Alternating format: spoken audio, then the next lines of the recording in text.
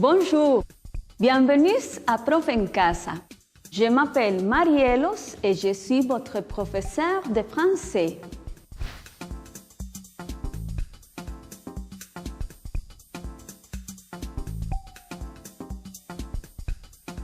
Imagine que tu dois parler français avec quelqu'un au Canada, en Suisse, en France ou ici au Costa Rica.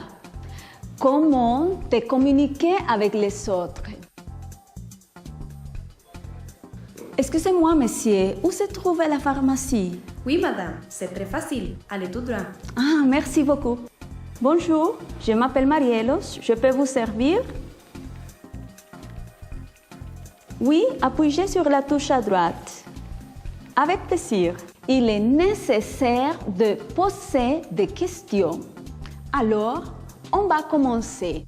En français, il y a 3 manières différentes de poser une question. L'intonation, l'inversion et les mots interrogatifs. On va commencer avec l'intonation. Dans ce cas, la structure est sujet, verbe et complément. Par exemple, tu parles français, tu c'est le sujet, parle c'est le verbe, français c'est le complément. Tu parles français? Attention, il y a une différence entre l'intonation d'une affirmation et l'intonation d'une interrogation. Pour une affirmation, l'intonation descend. Écoute, tu parles français. L'intonation descend. Affirmation. Et pour une interrogation, l'intonation monte. Écoute, tu parles français? L'intonation monte. Interrogation. Vous comprenez? Si c'est une affirmation, l'intonation descend. Et si c'est une interrogation, l'intonation monte. Bien, on va faire un exercice oral. Écoute 3 phrases et réponds. Affirmation ou interrogation. Phrase numéro 1. On va au cinéma? Affirmation ou interrogation? Oui, c'est une interrogation. Phrase numéro 2. Écoute. Il adore la pizza. Affirmation ou interrogation? Oui, c'est une affirmation. Phrase numéro 3. Tu parles français? Affirmation ou interrogation? Bravo, c'est une interrogation. Alors, on va continuer avec la deuxième manière de poser une question. L'inversion.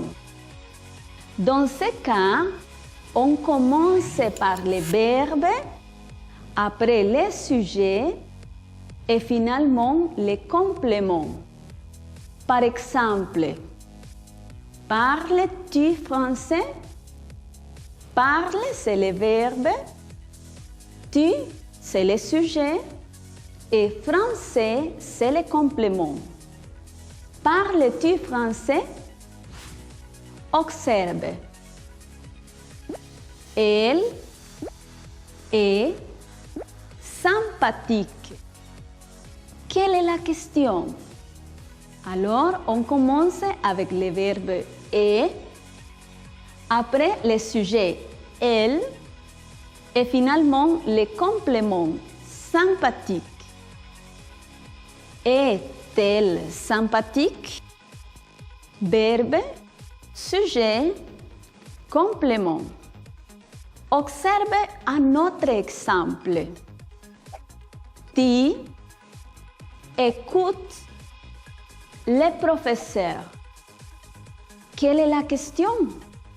On commence par le verbe écoute. Après le sujet, tu. Et finalement, les compléments, les professeurs. Écoutes-tu les professeurs? Verbe, sujet, complément. Mais attention, si le verbe termine par voyelle et le sujet commence par voyelle, on met une T comme division entre les deux voyelles.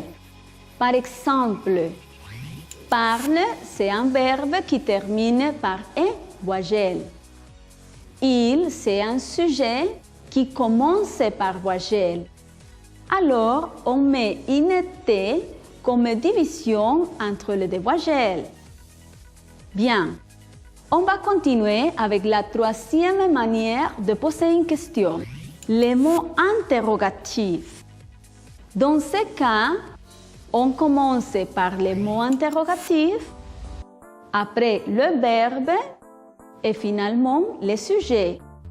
Par exemple, dans les interrogatifs, on a qui, comment et où.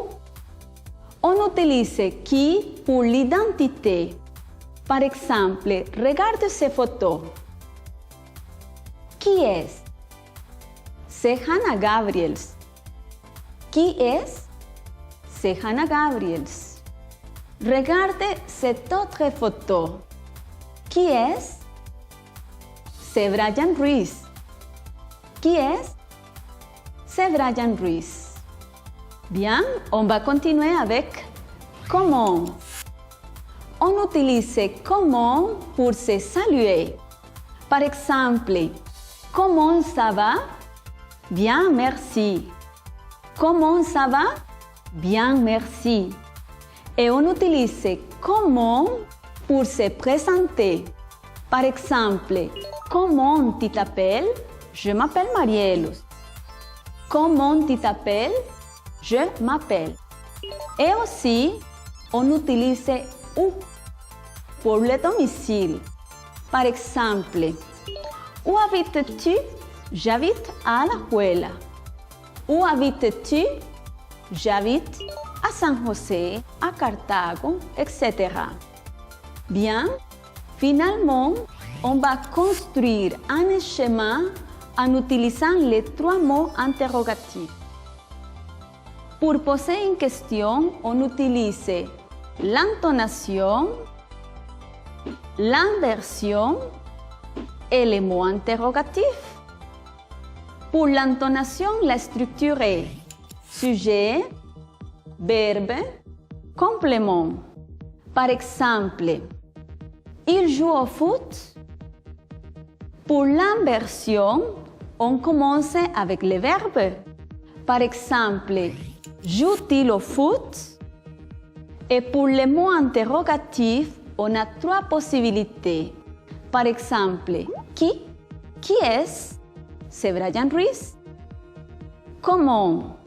Comment il s'appelle? Il s'appelle Brian Ruiz. Où? Où habite-t-il? Il habite à San José. Bien, c'est très facile. J'espère que cette vidéo soit utile pour vous. Merci et au revoir.